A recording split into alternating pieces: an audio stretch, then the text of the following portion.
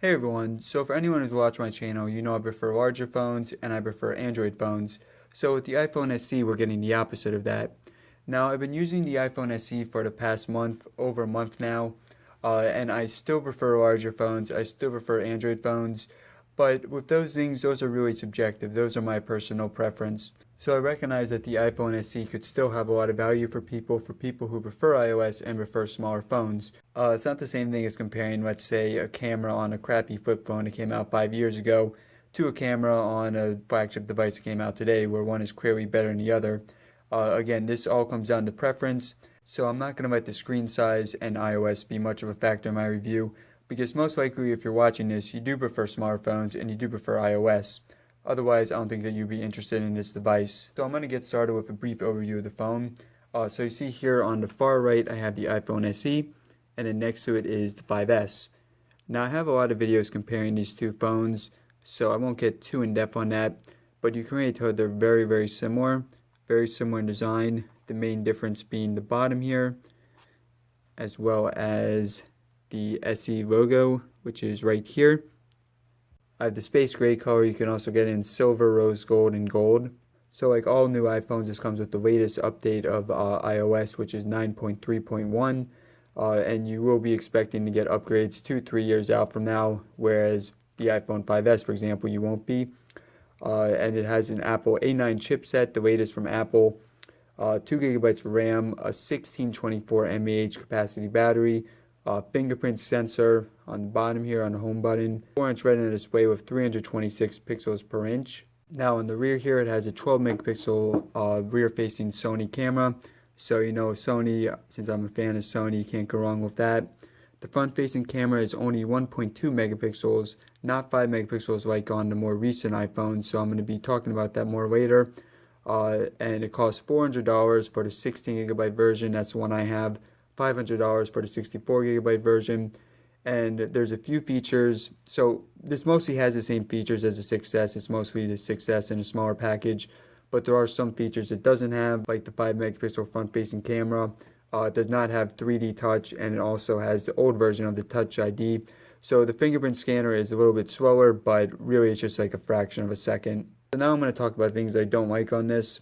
The big thing is storage. So this is more an issue that I have with Apple in general. Of course, I have the 16 gigabyte version. I got this mostly for review purposes. If I got this as my main phone, I definitely would have went with the 64 gigabyte. But even with this 16, I really can't believe how small the storage is on this.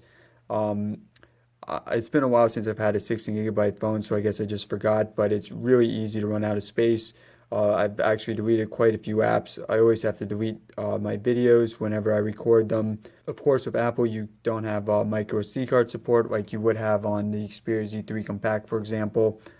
So I think it's vital to be getting the 64 gigabyte version unless you really don't use that much storage space. Of course, that will cost an extra $100, so it'll be $500 total. Just keep that in mind.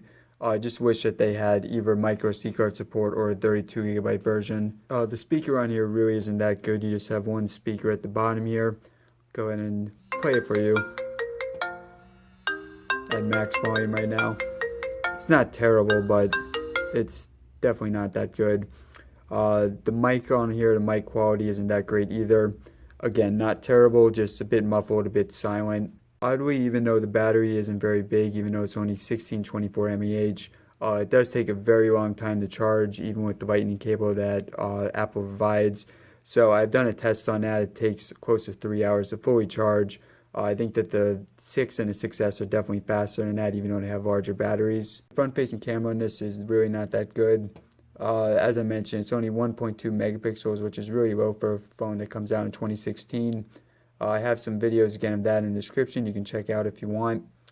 And as I mentioned also, the newer iPhones have 5 megapixel front-facing cameras. I also don't like that the phone isn't waterproof, and it's actually hard to count this as a disadvantage because most phones don't have waterproofing, including iPhone. None of the iPhones have waterproofing, but it is an excellent feature that the Z3 Compact has, along with the latest versions of the Samsung phones. So I wish that they would have that in future iPhones. And finally, the last thing that I don't like about the phone is it doesn't have everything from the 6S. So I've already mentioned this with the front-facing camera, for example, the 3D Touch. It doesn't have the new version of TouchID, but that brings me into things I do like about the phone, with the main one being that it does have most of the features from the 6S. So the main thing with that is speed. Now, this is a really fast phone. I've been actually pretty surprised with it.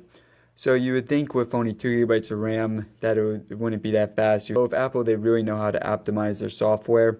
With Apple, it's not about specs, it's about how they use it. So I have some tests comparing the speed of this phone, doing things like rebooting, clicking on apps, versus the 5S and the Xperia Z5 Compact. And the iPhone SE easily won that. Also easily beat it in the benchmark, the Antutu benchmark that I ran. The benchmark on this is actually pretty close to a lot of the flagship devices that are released this year, like the LG G5, the Samsung Galaxy S7 Edge, and the HTC 10. Now it's still below those phones, but it's close, which is really impressive for this phone considering its size. I'll just show you a really brief example of that. So let's just go into the camera app, see how much faster it is loading there on the SE. Then I'm going to open up the camera app on the Z5 Compact to show you an example. So taking a picture. So you see a lot faster there. So the speed, I think, is the thing I was most impressed with this. Now the camera, the rear-facing camera on this, some people consider it an advantage, some people consider it a disadvantage. Personally, I think that it's pretty good, especially considering the price point. So again, you're getting that Sony 12-megapixel rear-facing camera. So some things it does better than others. I think that the daytime shots you get are pretty good. The slow motion is very solid, 240 frames per second, and runs it very smoothly. There's also some things I don't like the night shots, for example. It's not that good in low lighting. The image doesn't really have image stabilization. So overall, I think that the camera is very solid considering the price. Again, it's definitely not the best camera, but it's good for the price. Another thing I like about this phone is the size. And you're probably thinking that at the beginning of this video I mentioned that I don't like smaller phones. And it's still true, but for a small phone, this is really, really impressive. So just with the Z5 Compact, for example, you can tell that this is a lot thinner. So the SE is still going to be thicker than the iPhone 6S, for example. But for small smartphones, this is really, really impressive for the size.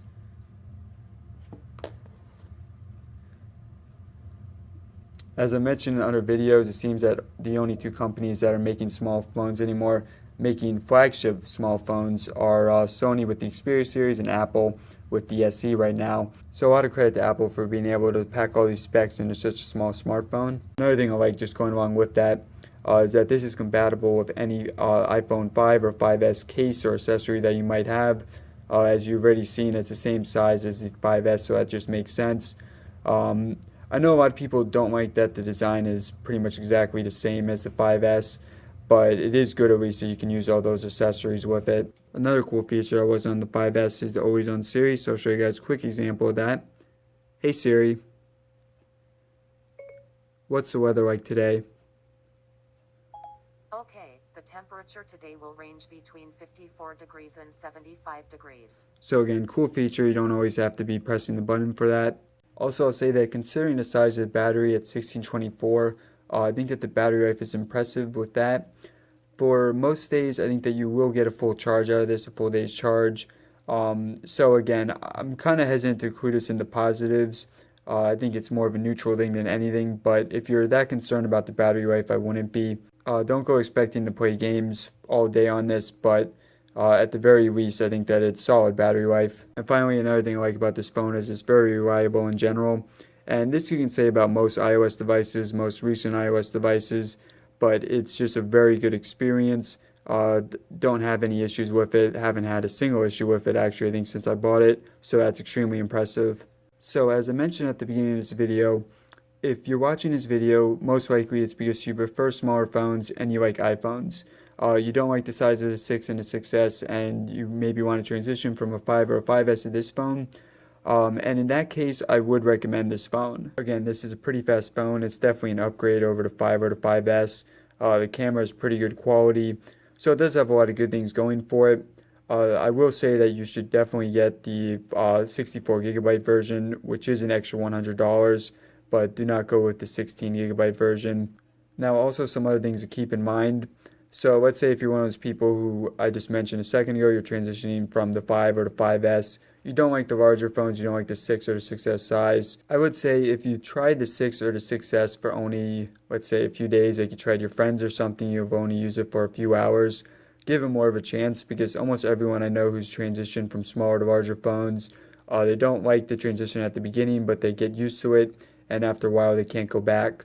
So just keep that in mind because there is the iPhone 7 coming out later this year, which should be a pretty exciting device. So yeah, everyone, thanks for watching. Hope you enjoyed the video.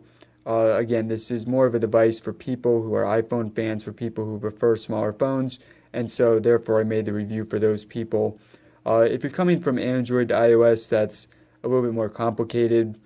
Personally, my favorite small phone is still the Xperia Z5 Compact. So obviously, considering the channel that you guys are watching right now, it's not surprising because I do prefer Android and Xperia phones. But I will say that if you like iPhones, you like smaller phones, you can't go wrong with this. Now, I do have a lot of tests that I've done, comparisons versus the 5S and the Z5 Compact. So if you want to see more of those, please click on the white dot in the top right corner here. And thanks again for watching.